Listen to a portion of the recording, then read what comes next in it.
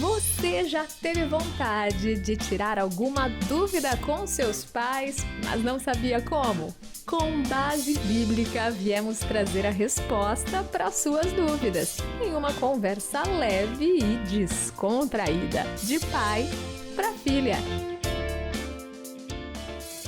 Depressão é falta de fé? Se você tá triste, será que Deus te abandonou? Será que o motivo de você tá tão triste é porque você realmente não acredita nele? Está começando mais um De Pai para Filha. E eu comecei diferente. Muito Yeah. Eu sou o JP. E eu sou a Gabi e hoje a gente vai conversar sobre isso, pai. Será que realmente é falta de confiar em Deus, falta de acreditar nele? Porque a gente fala, né? Se o trovão e o mar se erguendo, vem, né? A alegria vem pela manhã. Enfim, a gente tem que confiar em Deus. Então, se eu tô num momento triste e eu acabei indo pra depressão, que é um estágio mais avançado da tristeza profunda, significa que eu não tenho realmente um relacionamento com ele, ou que talvez ele disse, essa aí não vai dar certo. Bom, primeiro a gente precisa diferenciar uma tristeza e uma depressão, né? Uma tristeza é uma tristeza. Fiquei triste, ponto. Tem um motivo plausível do dia a dia. Tipo assim, meu ônibus veio atrasado, eu já fico... Morreu alguém, a gente ficou triste, beleza, é assim que funciona. Tem alguém doente que a gente gosta muito, a perspectiva de perder alguém, ou uma doença que a gente tá tendo, uma dificuldade, que se fechou. uma dívida que a gente não consegue pagar, uma coisa que a gente queria comprar e não consegue.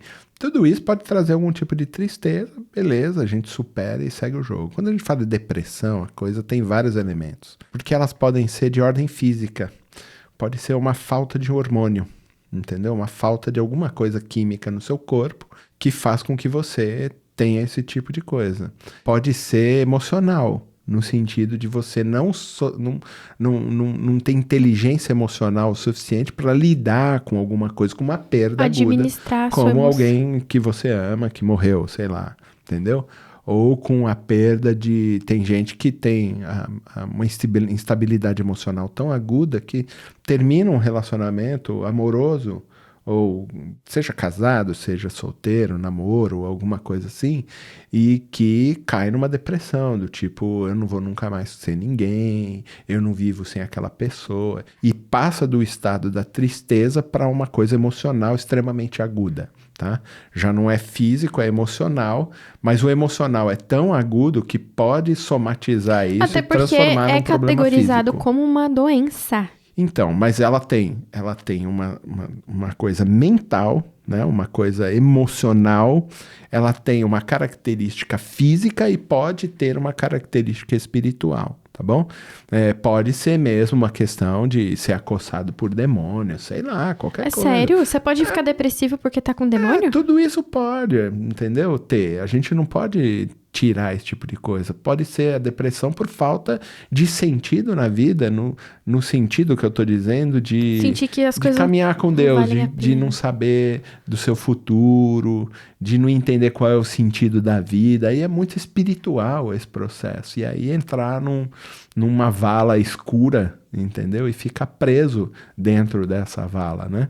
Então tem vários aspectos. A gente está aqui falando de um aspecto emocional. Eu nem vou falar do físico, porque o físico você precisa procurar um médico. Você não entendeu? Tem problema psiquiatra. Tomar remédio para tratar. Não tem problema. Se o problema for físico, não tem problema, é óbvio. A gente precisa lembrar que Deus também deu inteligência para os seres humanos e eles desenvolveram psicotrópicos, né? Eles desenvolveram remédios, desenvolveram uma química para auxiliar também o corpo humano nas suas deficiências. Porque também, às vezes é levantado isso, né? Tipo, você foi procurar nos médicos uma coisa que a sua fé poderia... Não, Deus agiu nos médicos e age nos médicos e age nos químicos e age em tudo, em todos e em todo tempo.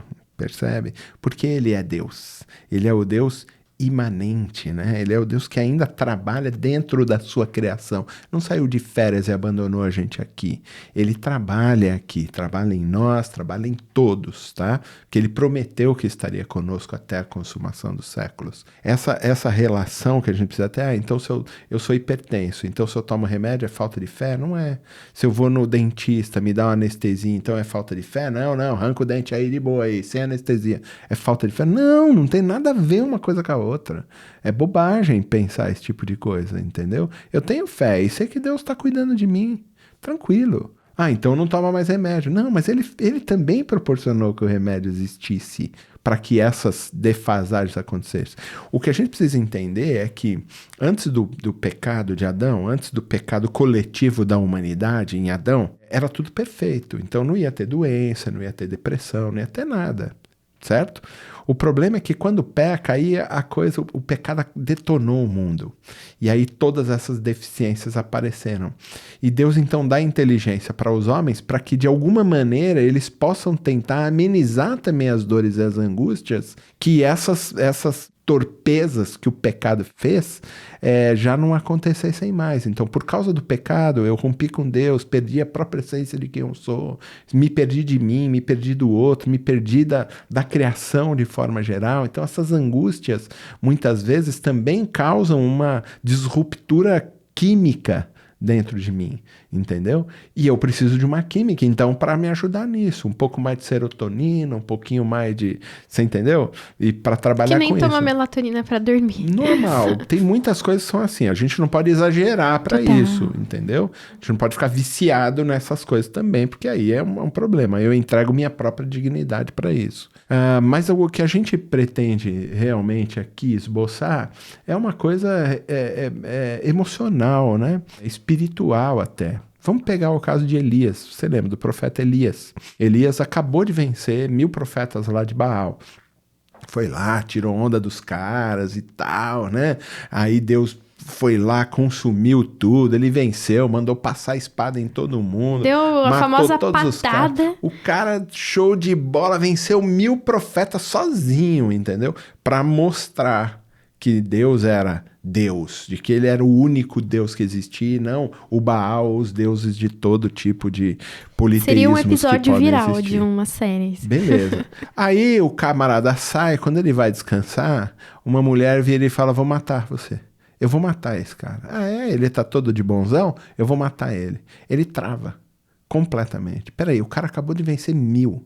E ele agora tá com medo de uma mulher? De uma pessoa só? E ele trava completamente, entra numa crise de depressão extremamente aguda e foge. Eu tenho visto alguns estudiosos agora, estudando o caso de Elias, eu li artigos sobre isso e teses de doutoramento, em vários lugares, que Elias é um caso de burnout. É alguém que cansou, acabou, ele não tinha mais energia para fazer. E ainda estava sendo perseguido, porque a mulher que queria matar ele era importante. Não, por isso. Então ele gastou tudo. Era a hora dele ficar quieto. A mulher falou, vou matar. Ele falou, isso não vai acabar nunca. Entendeu? E o cara cansa. Devia estar numa crise. Então, física, mental e espiritual. O cara gastou todas as energias com os profetas de Baal, ele já não tem mais energia para gastar com ela. E o que Deus faz? Deus permite que ele vá. Lembra que ele vai lá para a gruta, lá na montanha e tal, e ele dorme. Deus permite que ele durma. E aí alimentam ele. Não, ele dorme. A priori Elias dormiu e Deus permitiu que ele dormisse. Aí ele chamou os corvos, lembra? Eles vieram e prepararam uma refeição para ele. Então, quando ele acorda, ele se alimenta. E o que ele faz depois? Dorme de novo. E Deus deixa ele dormir. E prepara uma refeição de novo para ele. Ele dorme outra vez. E ele se alimenta. Aí depois beleza, agora vamos sair. Ele sai para andar, vai lá na montanha e fala, Deus não estava no vento, Deus não estava não sei aonde. Depois que ele recobra a energia, recobra o sentido, aí ele vai cumprir um chamado que Deus tinha para ele. Percebe? A questão não é então o profeta estava em pecado? Não, o profeta não estava em pecado, ele estava em pleno relacionamento com Deus. Mas nós somos humanos, limitados, nosso corpo, nossa mente não aguenta tanta pressão. Em alguns momentos a gente cai. É normal que isso aconteça. Seja a minha imunidade cair, eu ficar doente, começar a ficar gripado com excesso. Por quê? Porque minha imunidade cai, entendeu? É normal que isso aconteça, nós somos humanos. Depressão não é falta de fé, depressão é um problema muitas vezes orgânico, também é espiritual e emocional, e a gente precisa entender esse processo e aprender a cuidar. Se você está perto de alguém que está sofrendo com depressão, primeiro, nós também sofremos de um negócio que a gente também participa daquela angústia. Total. E a gente também é codependente daquele processo. A gente também tá ali sofrendo com aquilo. Tipo, a gente não fica bem enquanto a pessoa que a gente ama não estiver Claro bem, que não. né? Então, primeiro, o que primeiro a gente precisa fazer? Nós precisamos estar bem. Nós precisamos dormir bem, nos alimentar bem, entendeu? Ter uma vida saudável, para poder cuidar de quem não está saudável. E entender que aquela pessoa que não está saudável, ela também precisa dormir bem e se alimentar bem e se alimentar também da vida como um todo. Porque o que ela vai querer é ficar num quarto escuro mal. Porque ela está depressiva, não tem energia para sair da cama. E aí a primeira coisa que as pessoas fazem é: sai da cama, preguiçoso, não quer fazer nada, não serve para nada, inútil. E põe a pessoa ainda mais para baixo. Nossa. Deus não falou que Elias era inútil, que Elias era preguiçoso.